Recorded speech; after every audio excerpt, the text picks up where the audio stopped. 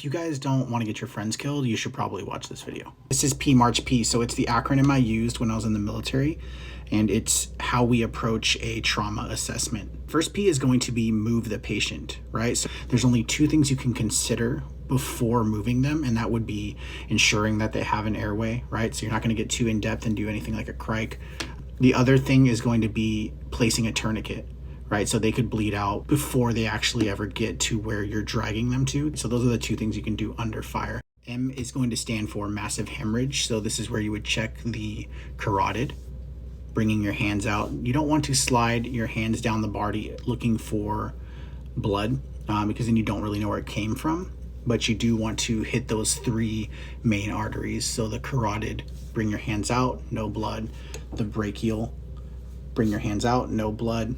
Go down to the femoral, bring your hands out, check for blood. No blood, you're gonna move on to airway. This is where you would consider placing a nasopharyngeal airway or an oral pharyngeal airway if they're unconscious, just something to physically secure that airway. If they have major facial damage or inhalation burns where their throat's starting to swell up, or even just an obstruction where they can't breathe, that's when you would consider doing your crike. Respirations is going to be where you expose the chest, you take the flak off, you cut their frog top off or their blouse or whatever they're wearing, and you're looking for puncture wounds, gunshot wounds, anything that's punctured the chest, possibly punctured the lung. If you find something, you want to place something occlusive on it, so anything plastic or something that does not allow air to permeate.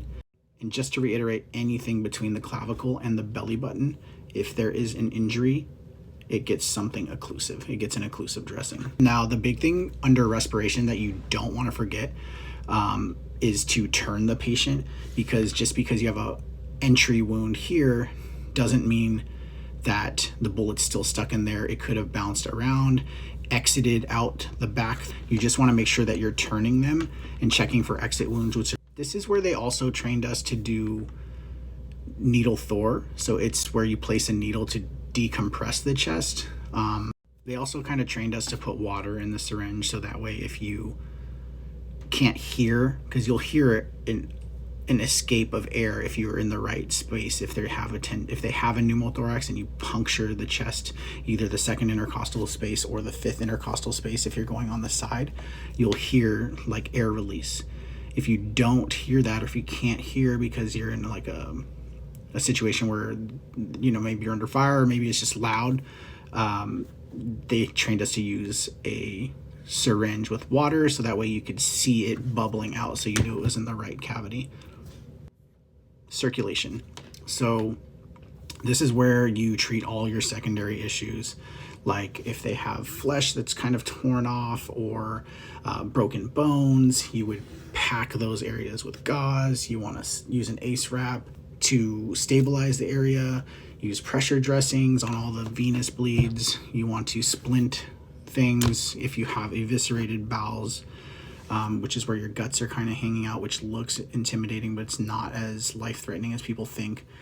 You would take a dressing, wet it, put it below the bowels, and then taco it around the top of the bowels and just keep them moist till you can get them to like a surgeon.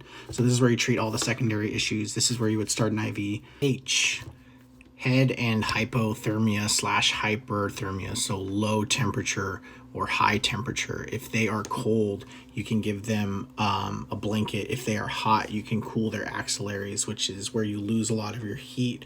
So under the arms, you can also cool the neck, the groin area. If they have a head injury, you want to leave their Kevlar on, because that could be the only thing keeping their skull together. You also want to make sure you place your C-collar and stabilize their C-spine at this point as well. You also want to make sure you're conducting your neurological exam, making sure their eyes aren't unequal, their pupils, one's not blown out and the other's pinpoint. The last P is pain and position.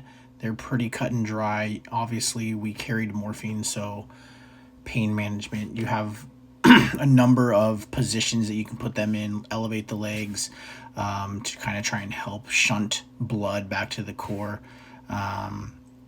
Just comfort measures, right? If they're laying on a bunch of rocks, if they're losing all their heat through the ground, just consider those things.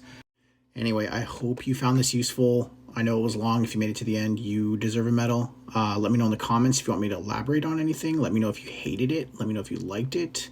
And thanks.